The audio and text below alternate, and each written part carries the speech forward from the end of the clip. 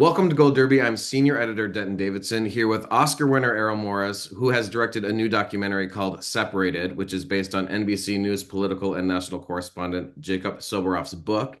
And Jacob is here as well. Thank you both for joining me. Errol, you've covered a lot of ground in your years as a documentary filmmaker. Why was this the right story for you to tell right now? Well, it started off as the right story, and it has become increasingly the right story. I might have thought at the outset of this whole project that I was doing some historical account of a policy that was instituted and rejected, but is in our rear view mirror. But subsequently, as time went on, this movie became more and more relevant and more current, not about the past, but about the present and future and our fears of what could possibly happen next in this country.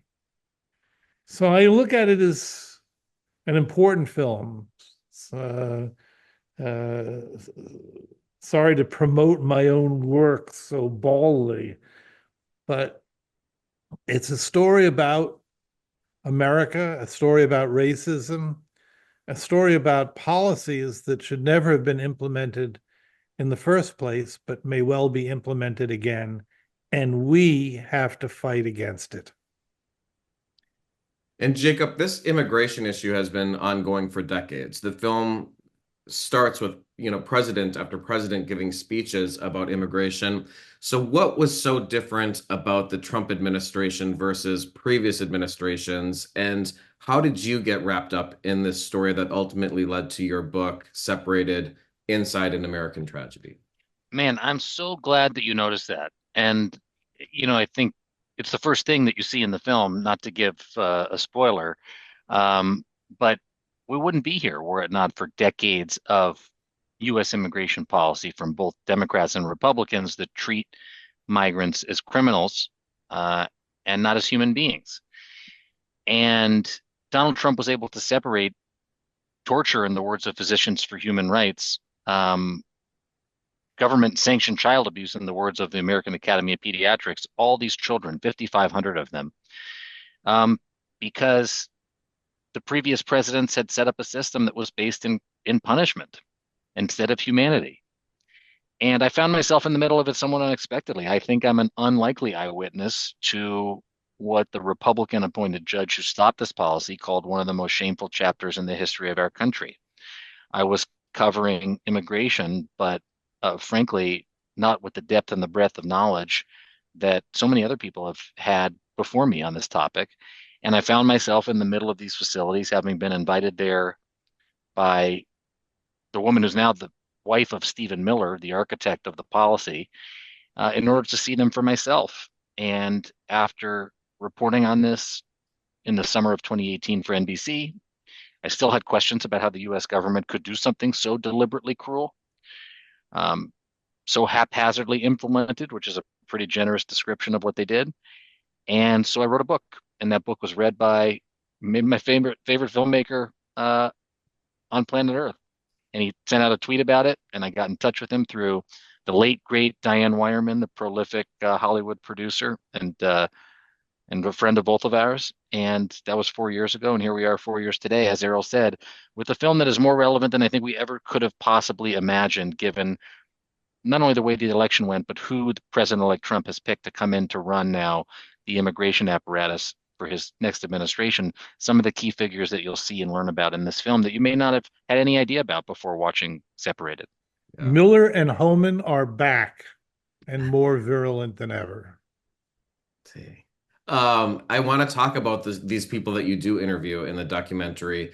How did you get these former people that were in the administration willing to speak and talk about this publicly? And is that a risk for them? Not only former, and I'll let Errol talk about this, but even current sitting career government officials like Jonathan White, who have taken such great risk to participate in this film and speak out on behalf of what's morally right, in his opinion, that I'm scared to think about what Yeah. could what could happen to him in this next administration. But Errol talked to more people than he probably wants to remember, and only some of them ended up in this film, Errol. It was very, very hard. I I made, I would say, literally dozens of calls that led to nothing. Endless calls to Kirsten Nielsen to try to get her, cajole her into the possibility of a filmed interview unsuccessfully. Um, but oddly enough, I got the people that I needed in order to tell the story. Go figure. I tried hard enough and long enough that we ended up with a story.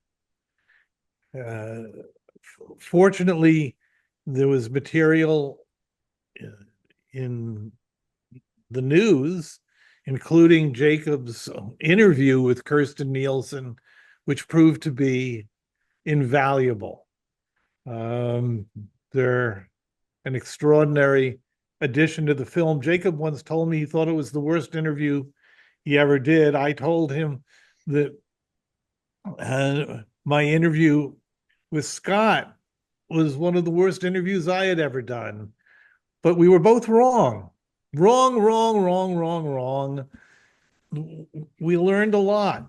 I learned a lot through Jacob's interview uh,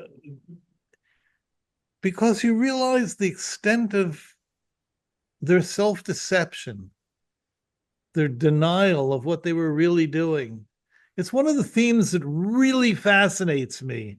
Do people really commit evil acts, or do they first construe them as good acts so that they can commit them even though they're evil?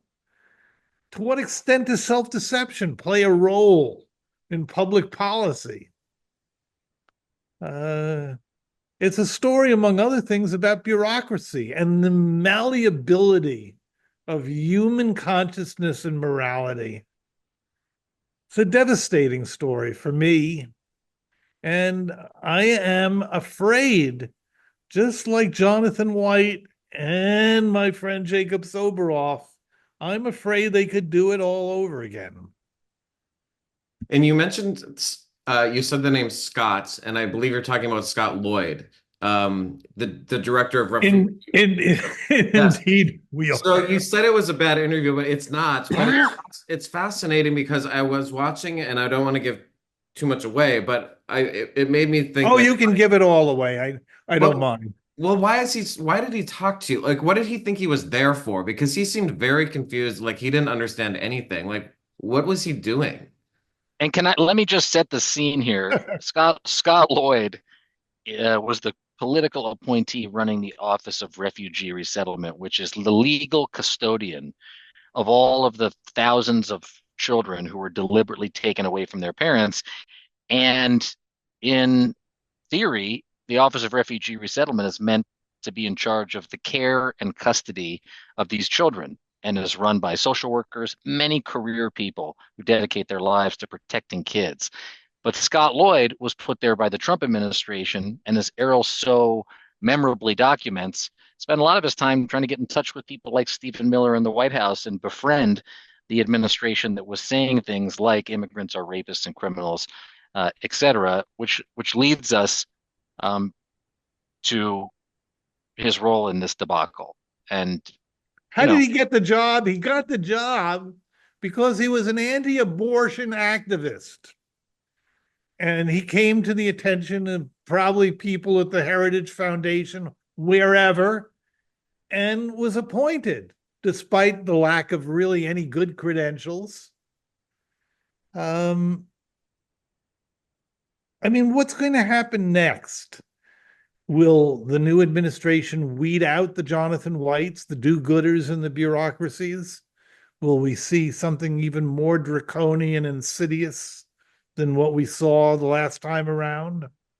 I don't know, but I'm certainly fearful that that may be the case. Well, in Kirsten Nielsen, she denied they purposely separated families, and this is all just a media attack. We live in this country now where with one click of a button, you change the channel to a different news station, and it feels like you live in a different country. Hmm. So, what do you say to people who will think, "Oh, this is just like another media attack filled with lies"? Like you can't. It seems like it's hard to fact check anymore because they just will say things are lies, even if they're not. I see that kind of incoming every single day on my social media. And actually, it's funny you asked that question this morning because I don't usually respond to people who say things like, um, Obama did this too. By the way, Donald Trump Jr. said it to me on the floor of the Republican National Convention. And all you can do is confront them with, as Errol says, the truth, which I think we both believe still matters. And I said to Donald Trump Jr.'s face, that's not true, sir. And, proceeded to try to explain to him ultimately what his father did to these children, whether or not, as Errol said, he's engaged in self-deception or really believes this stuff. But also this morning, I responded to a commenter, and I almost never do that on my Instagram page, who basically was trying to tear down the idea that this happened by pointing to other administrations and other officials. And what all I can do is really engage. And it actually was a lesson to me that by making a film like this, once people see a film like this, they'll understand the full truth of it. They'll understand the level of cruelty that the government has perpetrated on these children, not just in this administration, but sort of as government policy as a whole in a bipartisan fashion. And once people understand it wasn't just Trump that led us to this point, I think they start to listen a little bit more and say, okay, this is a systemic issue. This is a bureaucratic issue. This isn't just about one man, although he surely is single-handedly responsible for what will be one of the most ignoble chapters in our history. Errol, when you begin a film, I mean, do you start with an intention or a target audience? Because you will have people even who watched it and maybe will think, th maybe they even believe it and will say, yeah, then if you don't want that to happen, don't come here illegally. That's what Donald Trump said in the documentary. There's a clip of him on CNN basically saying, yeah, it's harsh, but we have to save our country. When you, what's the intended message, or do you start a film that way, or do you just sort of begin filming and let a message play out naturally? I like to think it's the latter, that I don't really know where I'm going. Yes, I have some idea. Did I like these policies? Did I think that they were immoral? I did not like them. I thought they were immoral. But in terms of what the story that emerged, the process of discovering and uncovering things that you did not know, not things that you did know. Um, and I guess what appalls me and surprises me is how racism, how deeply ingrained it is in America. Um, I'd like to think it's different, but this past election, the appeals to racism always seem to work. Hmm. Why? Maybe it's just because I have this story I tell about the ceiling of the Sistine Chapel that people think it's God breathing life into Adam. I say that's not what it's about. It's about the value of finger pointing. That um, you can always benefit by saying that you're better than someone else or you're more moral than someone else. And it still works. Um, we can hear Trump over and over and over again calling immigrants rapists, thieves, killers. I opened up the paper just yesterday, and there was a quote from the new woman president of Mexico, Claudia Sheinbaum, saying that we should remember immigrants are not criminals. They're like you and me, hoping for a better life, hoping to improve their situation in life. Just like my family was a family of immigrants from Eastern Europe who came to America in the 20s. And thank God they did, or they would have been dead as Jews in Eastern Europe. Same here. So, what are we talking about here? Um, is America a melting pot? Is there a Statue of Liberty presiding over New York Harbor? Are we welcoming people from all walks of life into? I'm not saying that we should just have no borders, that we should have no immigration policy, but we should have an immigration policy that's not based on racism and hate. And just really quickly, because I'm out of time, but I just have to ask this question. There are 1,300 or more kids that never got reunited with their parents that they were separated from. Where are they? And like, is there hope that they will be reunited? Of course, there's hope. The answer is that many of them were left here after the Trump administration deported their parents before they were reunited with one another. And those parents are literally being searched for door to door by members of a task force set up by the current administration. And a lot of them won't engage with that task force because they're afraid of the government that separated them in the first place from their little boys and their little girls. And so it very well may end up that we do have a situation that is, very clearly talked about in the film of permanent orphans who never get put back together with their parents again, State and created orphans. state created orphans. The most powerful scene in my movie for me, which came as a surprise, and I think I'm being honest here, was seeing Diego and Gabriella in that scene where they're on the phone together near the end of the film. And the feeling from Diego that his mother had betrayed him. Of course, she hadn't. She didn't want to be separated from her child. The government, the U.S. government, separated her from her child.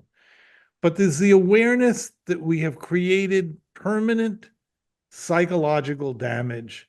We've forced parents to betray their children, in essence. And there's something so deeply sad and something so deeply appalling. I'm speaking both for Jacob and myself. We're both parents, we both have children. I don't believe either of us have cats, so we're not childless cat ladies. Correct. But I can speak as a parent that one of the most important things for me is to protect my child. I see that as the most important part of my role in life. And to see these people forced, in essence, to betray their children, to me, is personally heartbreaking. It's wrong. It's sad. It's tragic. And to think that it's national policy or was national policy or could be national policy again is horrifying. Well, it's an enlightening film, and I hope everyone gets a chance to see it. It's in limited theaters, and Separated will premiere on MSNBC on December 7th. Thank you both for joining me. Thank you for doing this. Thank you.